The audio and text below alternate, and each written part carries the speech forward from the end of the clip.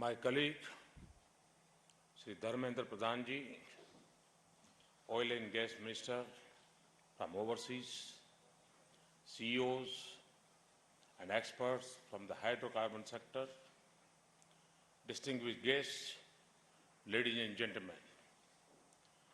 Energy is a key driver of economic growth. Sustainable, stable, and reasonably priced energy is essential for the fruits of economic development to reach the bottom of the pyramid. Hydrocarbons will remain the most important source of energy for many years to come. Therefore, the theme of the conference, Hydrocarbons to Fuel the Future, Choices and Challenges, is both apt and timely. India is today the world's fastest growing large economy. This growth has been supported by a series of policy measures. Our policies are focused on improving India's long-term economic and social prospects rather than on short-term headlines.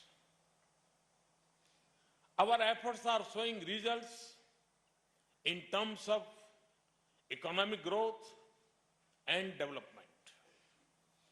Apart from fast growth, our economy has also been more stable than most others. While the global economy is going through a period of uncertainty, India has shown tremendous resilience.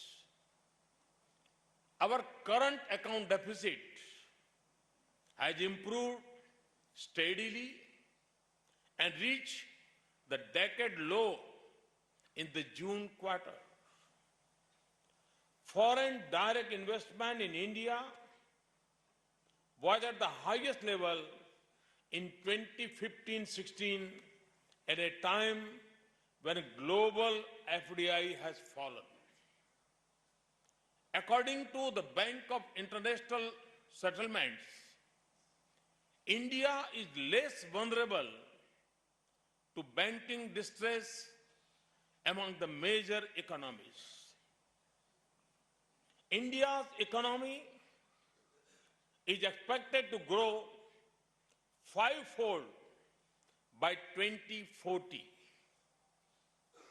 As per estimates, India is poised to account for 1/4 of the incremental global energy demand between 2013 and 2040.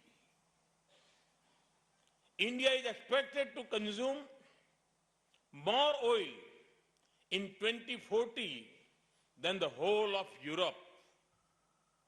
We expect manufacturing to account for 25% of GDP by 2022 against 16% now.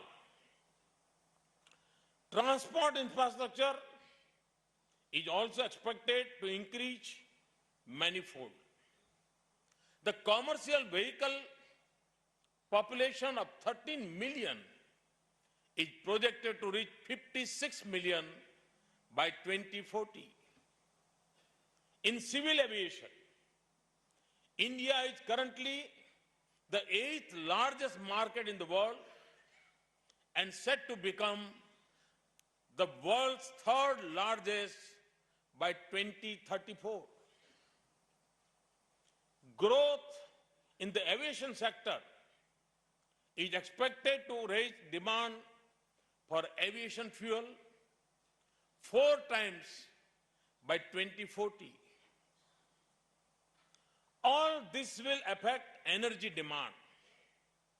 Friends, hydrocarbons will continue to play an important part in India's growth. The prospect of rapid growth places a large responsibility on India's energy sector. I am glad that so many participants from India and abroad have taken the time to come here. I'm sure all of us will benefit from the experience and expertise of each other. I take this opportunity to share with you some of my thoughts on the expectations from the hydrocarbon sector and our endeavor to achieve energy security. Energy in general and hydrocarbons in particular are an important part of my vision for India's future. India needs energy which is accessible to the poor. It needs efficiency in energy use. As a responsible global citizen, India is committed to combating climate change, curbing emissions, and ensuring a sustainable future. Given global uncertainties, India also needs energy security. Therefore, my vision for India's energy future has 4 pillars: energy access, energy efficiency, energy sustainability, energy security. Let me start with energy access. While some of India's rich are buying hybrid cars, many of India's poor are still buying firewood for cooking. Use of firewood and other biomass for cooking is a health hazard for rural poor women. It also reduces their productivity. We have launched the Ujjwala program to provide 50 million families with access to cooking gas. In one stroke, this program improves health, increases productivity, and reduces harmful emissions.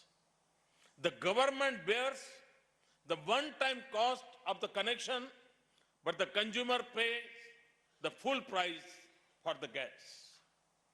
This program has already provided nearly 10 million new connections in just 7 months. The government also aims to extend piped natural gas to 10 million houses over the next 5 years. We are committed to expanding the national gas grid network from its current length of 15,000 kilometers pipeline to 30,000 kilometers. We are building a new gas pipeline to the least developed eastern region, which will become the catalyst for millions of new jobs. We are working to ensure that every village in India has access to electricity by March 2018. Let me turn to energy efficiency. India's commercial transport sector has become skewed. An increasing proportion of goods is transported by road. To increase energy efficiency, my government has given the highest ever priority to the railways. We have stepped up public capital investment in railways by more than 100% between 2014-15 and 2016-17. We are completing dedicated freight corridors. We are constructing a high-speed rail corridor between Mumbai and Ahmedabad, which will be more energy efficient than air travel. We have given a big trust to waterways, both inland and coastal. Our Sagarmala project will connect the whole of India's long coastline. We have also opened up new inland shipping routes on large rivers. These steps will improve energy efficiency. The long-awaited legislation on a national goods and service tax has been passed. By removing physical barriers at state boundaries, GST will accelerate long-haul transport and further increase efficiency. Oil ministers from developing countries know the sensitivity of energy pricing. Despite this, we have decontrolled petrol and diesel prices. Cooking gas price is also determined by the market. To protect the vulnerable and the middle class, a subsidy is paid directly to 169 million bank accounts. This has eliminated leakages and misuse of cooking gas subsidies, resulting in large fiscal saving. These measures too have increased the efficiency of energy use. Energy sustainability, for me, is a sacred duty. It is something India does out of commitment, not out of compulsion. India has taken the lead in committing itself to a reduction of 33% in the carbon intensity of its GDP from its 2005 level over the next 15 years. We have done this despite our low starting point in per capita energy consumption.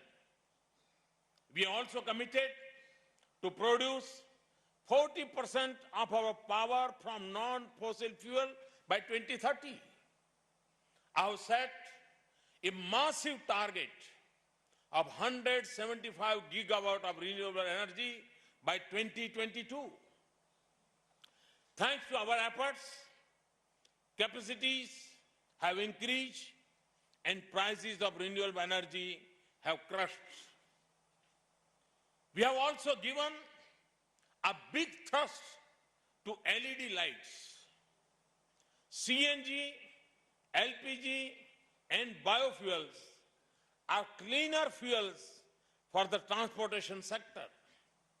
We need to explore options to produce biodiesel on barren lands, which will further provide financial assistance to farmers. R&D on second and third generation biofuels and fuel cells are required to meet the country's energy challenges. Let me now turn to energy security. We need to increase our domestic oil and gas production and reduce import dependence. I have set a target to reduce import dependence by 10% by 2022. This will have to be achieved during a period of increasing oil consumption. We have a strong investment-friendly policy framework in place to boost domestic hydrocarbon production. Almost 2 decades ago, India had reduced the new exploration licensing regime. This allowed 100% FDI and provided an opportunity to private players to come, invest and operate in the Indian upstream sector. However, several factors adversely affected India's domestic oil and gas output. To make India a true investor-friendly destination, we have come up with a new hydrocarbon exploration and production policy. This provides for uniform license for exploration and production for all forms of hydrocarbons, including shale, oil and gas, and coal-bed methane. Open acreage policy allows bidders to choose the acreage they wish to explore. Revenue sharing model instead of profit sharing to reduce the scope of disputes. Marketing and pricing freedom for the crude oil and natural gas produce. Last year, we announced the new marginal field policy. Under this policy, 67 fields were offered for bidding. Together, these 67 fields are estimated to hold in place oil plus oil equivalent gas reserves of 89 million metric tons. The estimated recoverable reserves are of the order of 30 million metric tons. I understand that an encouraging response has been received to the bidding process, with several global companies participating. The downstream sector is now more open, creating a level playing field for all market players. The resulting competition will increase the efficiency and effectiveness of our marketing companies. Our proactive foreign policy and energy diplomacy is helping us to strengthen our ties with our neighboring countries. I hope that our oil and gas sector companies will take the opportunity to tie up with their foreign counterparts to explore for more equity oil. Recent acquisitions of hydrocarbon assets in Russia by investing $5.6 billion for 15 million tons of equity oil equivalent are one such instance. Indian energy companies must become multinational and work towards India, Middle East, India, Central Asia, and India, South Asia energy corridors. Natural gas is the next generation fossil fuel, cheaper and less polluting. We have given priority to move towards a gas-based economy. Effort must be made to increase natural gas production while also creating import infrastructure to meet the growing domestic demand.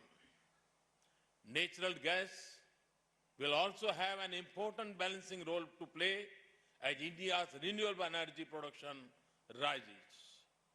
To provide balance and peaking power, gas-based power will be critical. Friends, to achieve this vision, we need to be very efficient in terms of project and resource management.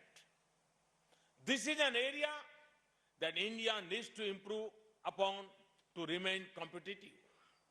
This will not only improve our refining and processing efficiencies, but also ensure timely and efficient project completion. India has always been an inspiration for others in terms of intellectual capability and enterprise. I am confident that with initiatives like Make in India, Startup India, Stand Up India, there will be opportunities for youth to venture into Indian oil and gas sector and to bring innovative ideas. Technology development is refining, nanotechnology, catalyst development, biofuel, and alternate energy are areas we need to focus upon. The successful development of INMAX technology by Indian Oil is an example of innovative thinking which is now on the commercial application stage. My message to global hydrocarbon companies is, we invite you to come and make in India. Our constant efforts have improved India's ranking in ease of doing business.